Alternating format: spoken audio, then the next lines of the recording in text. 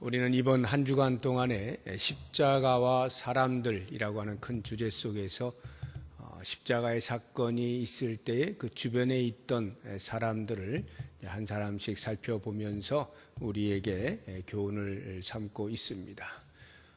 베드로의 부인하는 모습이라든가 가룟 유다의 후회하는 것, 그리고 빌라도가 외면하는 모습, 그리고 군병들이나 백성들이나 종교 지도자들이나 또는 강도들의 희롱하는 이러한 모습들을 우리가 어제까지 살펴보았습니다. 이 모든 모습들은 다 십자가의 의미를 제대로 알지 못하고 잘못된 반응을 한 사람들을 우리가 보게 되었습니다. 이제 오늘 우리가 볼 것은 대반전이 일어나는데 그와는 전혀 다르게 십자가를 바르게 이해하고 그 앞에서 신앙의 고백을 했던 그런 사람들을 우리가 함께 보려고 하는데요.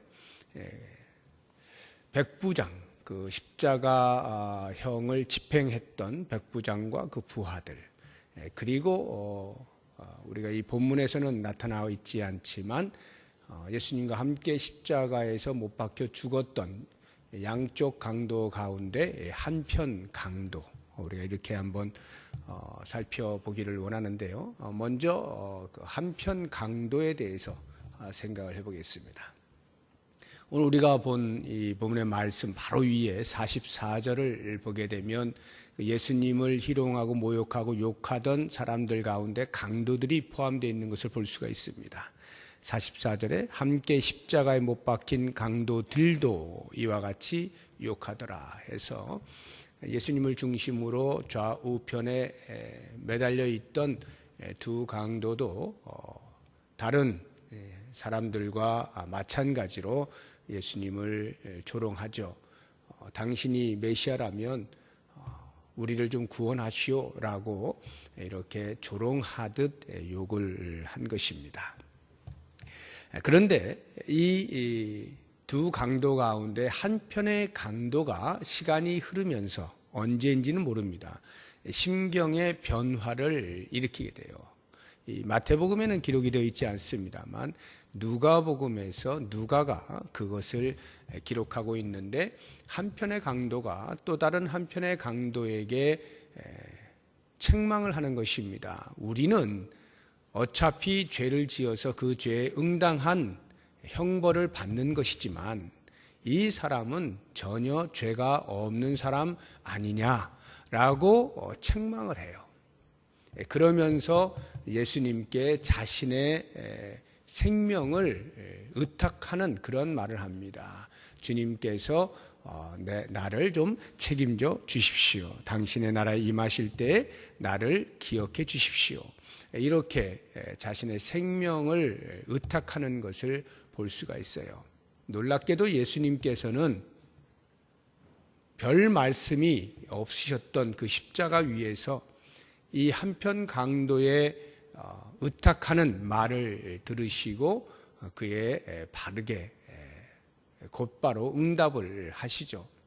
내가 나와 함께 낙원에 있을 것이다 라고 해서 구원을 허락하시는 것을 볼 수가 있습니다. 한편 강도, 흉악한 강도, 정치범일 수도 있습니다만 아무튼 사회에서조차 십자가에서 죽지 않으면 안 되는 그러한 흉악범으로 몰려있는 그 사람이 죽기 직전에 예수님께 대하여서 자신의 생명을 의탁할 때 예수님이 그 생명을 받으시고 구원을 베푸시는 것을 우리가 볼 수가 있습니다. 그리고 이제 우리가 오늘 좀 집중적으로 보고 싶은 이 백부장의 고백을 함께 좀 보려고 하는데요. 먼저 예수님께서 십자가에서 죽으시기까지의 상황을 이 마태가 기록한 것들을 중심으로 해서 간단하게 우리가 생각을 해보면 예수님께서는 유대인의 시간으로 3시, 그러니까 우리 지금의 시간으로 하면 6시간을 더하면 되는데요. 오전 9시라고 보시면 되겠습니다. 오전 9시에 십자가에 매달리십니다. 그리고는 약 3시간 정도, 그러니까 정오가 되는 거죠. 12시 정도까지 3시간 정도 사이에 숱한 이제 조롱과 어떤 그 욕을 이제 먹으시고 모욕감을 당하시고 그런 시간들을 보내시다가 이제 정오 12시에서부터 3시까지, 오후 3시까지 약 3시간 동안 어둠이 그곳에 계속 임하게 됩니다. 그러면서 그 어둠의 끝, 오후 3시쯤 되어서 예수님께서 그 십자가에서 매달리시는 동안 총 7번의 말씀을 하시는데 그 가운데 4번째 말씀인 엘리 엘리 라마 사박다니라고 하는 큰 소리로 외치게 됩니다. 그리고 얼마 있지 아니하여서 다시 큰 소리로 외치고 숨을 거두시게 됩니다. 아마도 또 한 번의 외침이라고 하는 것은 내가 목마르다, 또는 아버지여 내가 다 이루었다, 내가 아버지여 내 영혼을 받으시옵소서, 이러한 이제 말씀드릴 것입니다. 그런 말씀들을 하시고 이제 숨을 거두시는데 당신 스스로 당신의 생명을 주 앞으로 올려드리는 그러한 모습을 우리가 보게 돼요. 이렇게 예수님께서 죽으시게 되었을 때 그곳에서 있었던 자연 현상들이 있습니다. 땅이 진동을 합니다. 지진이 일어났다 이런 말이죠. 그리고 바위가 터지는데요. 이 바위는 아마도 그 다음에 나오는 무덤이 열렸다라고 할 때 그 무덤을 막고 있던 바위가 아닌가 하는 생각이 드는데, 그럼 바위들이 터지고 무덤이 열리고 죽은 성도들이 일어나게 됩니다. 그리고 예수님께서 부활하실 때에 그들이 예루살렘 성에, 거룩한 성 안으로 들어오는 일시적인 그런 일들이 일어나게 됩니다. 이건 무엇을 말하느냐 하면 예수님의 십자가에서의 죽으심이라고 하는 것이 단순히 그 지역에 그 시간에 있었던 일시적인 어떤 사건이 아니라 온 우주가 알고 있는 우주적 사건이다 라고 하는 것을 말해주고 있고, 특별히 죽은 성도들이 일시적으로 일어나게 되는 그러한 것들은 이 십자가의 죽음이라고 하는 것이 철저하게 성도의 부활과 밀접한 관계가 있다라고 하는 것을 우리에게 알려주고 있는 것입니다. 이런 예수님의 죽으시기까지 모든 일어난 일들을 목도한 사람들이 그 십자가형을 집행한 백부장과 그 부하들입니다. 그래서 54절을 보시게 되면 백부장과 및 함께 예수를 지키던 자들이, 그 부하들을 말하는 거예요, 지진과 그 일어난 일들을 보고 심히 두려워하여 이르되 이는 진실로 하나님의 아들이었도다.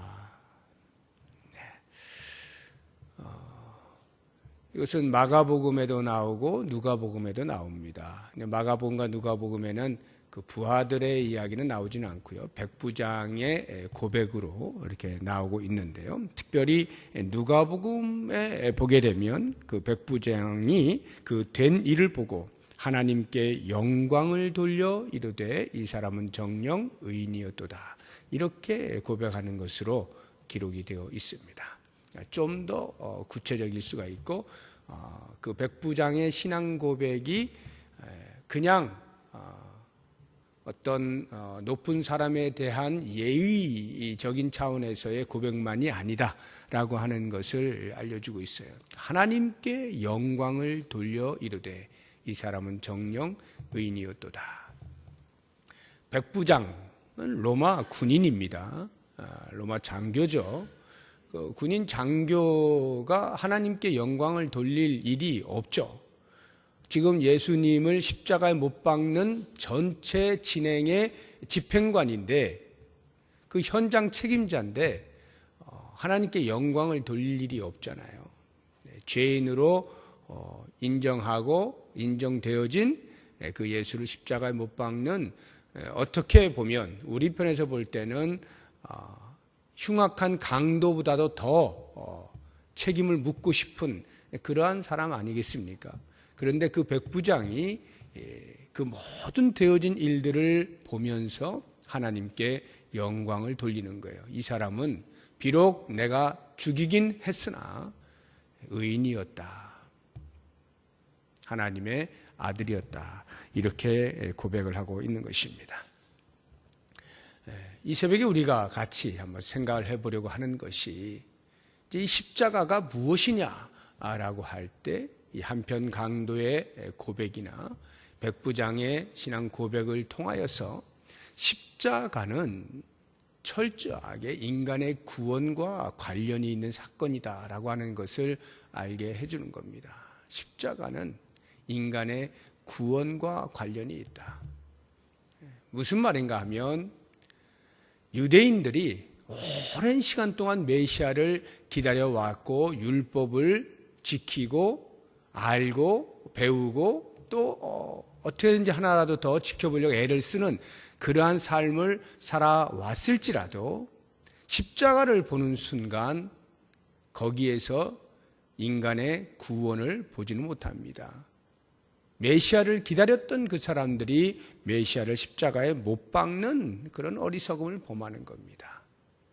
제자들이 그렇게 오랫동안 3년 이상을 예수님과 더불어서 동고동락했고 예수님을 안다라고 하고 따른다라고 하고 함께 지내왔음에도 불구하고 그들에게 있어서의 십자가는 구원과는 아무런 관계가 없는 거예요. 그냥 죄인이 못 박혀 죽는 곳밖에는 안 되니까 자기의 스승이 그 자리에 있는 것을 참지 못하는 것이고 스스로 모멸감을 느낄 수밖에 없는 것이고 그 십자가로부터 도망갈 수밖에 없는 겁니다.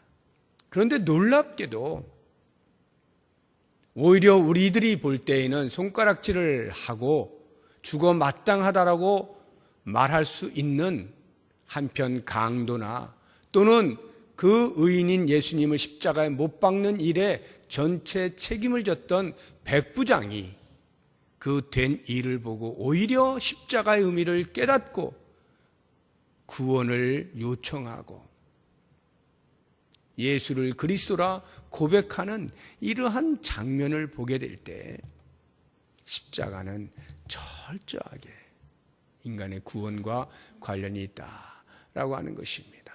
그런 면에서 오늘 우리가 이제 한 주간 동안 예수 그리스도의 십자가의 죽으심을 묵상하면서 그 주변에 있던 사람들 하나씩 살피는 중에 과연 나는 어떤 사람인가? 나는 그 십자가를 어떤 사람으로 바라보고 있는가? 그 십자가는 나에게 과연 어떤 관계가 있는가? 라고 하는 부분에 대해서 오늘 마지막 이 시간에 한번 전체적으로 조명을 해보았으면 좋겠습니다. 우리는 이 베드로를 통하여서 봅니다. 믿음이 출중한 인물이었음에도 불구하고 그것이 자기 과시적인 믿음으로 나아가게 될 때에 한순간에 무너지는 모습을 보면서 우리의 마음에 비록 우리가 과시할 만큼의 그러한 열정적인 믿음은 아니라 할지라도 어떠한 경우에도 변함이 없는 일편단심의 믿음을 가져야 하겠다라고 하는 그러한 도전을 우리가 받지 않습니까?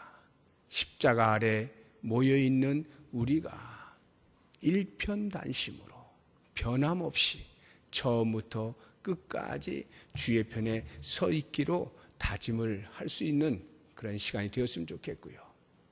가룟 유다와 같이 후회하는 인생 말고 혹시라도 우리가 범죄의 자리에 있게 된다 할지라도 자책을 하면서 스스로 자신의 죄에 대하여 평가하고 판단하고 심판하는 것이 아니라 십자가 아래로 나와서 철저한 통곡을 통한 회개를 함으로써 주님으로부터 용서를 받고 다시 한번 그 십자가의 그늘 아래서 평안을 누릴 수 있는 그러한 삶을 살 수 있기를 바라고요. 뿐만 아니라 우리가 성도로 살아간다 하면서도 이 땅에서 우리도 모르는 사이에 현실적으로 나의 안위를 위하여서 현실과 손을 잡고 타협을 하면서 진실을 외면하거나 정직을 버리려고 하는 이러한 연약한 모습을 가끔씩 우리가 볼 때 이제는 더 이상 그러한 연약함의 자리에 있지 아니하고 견고히 서서 어떠한 경우에든지 진실 앞에 서고 정직한 삶으로 십자가의 사람으로 살아가야 되겠다, 이렇게 다짐하며 살아갈 수 있기를 바라고요. 뿐만 아니라 이 땅의 많은 사람들이 기독교를 향하여 희롱을 할 때, 너희의 힘을 우리에게 보여라 라고 말을 할 때, 정작 아무런 힘도 쓰지 못할 것 같은 자신의 모습이나 기독교의 모습으로 스스로 주눅들지 아니하고, 기독교는 그렇게 힘으로 이기는 종교가 아닌 것임을 깊이 자각하고, 힘을 가짐으로써 세상의 성도됨과 기독교됨을 나타내려 하지 아니하고, 오히려 그 앞에 침묵함으로써 그들을 감싸 안을 수 있는 넉넉한 사랑의 종교, 사랑의 성도가 될 수 있기를 바라고요. 무엇보다도 오늘 우리가 본 말씀처럼 비록 흉악한 강도요, 예수님은 십자가에 못 박은 장본인이었던 그러한 백부장이라 할지라도 그 십자가의 의미를 정확히 깨닫고 그 앞에서 자신의 신앙의 고백을 온전히 할 수만 있다면 거기에 놀라운 구원의 역사가 일어나는 것을 깨닫고, 바로 그것이 나로 하여금 이 자리에 있게 한 것임을 인식하면서 나 같은 죄인을 살리신 주님의 놀라운 은혜, 그 십자가의 은혜 깊이 묵상하시고 주님 다시 오시는 그날까지 그 신앙의 고백 위에 아름다운 믿음의 집을 잘 지어 나갈 수 있는, 다짐을 할 수 있는 우리 모두가 될 수 있기를 축복합니다. 기도하겠습니다.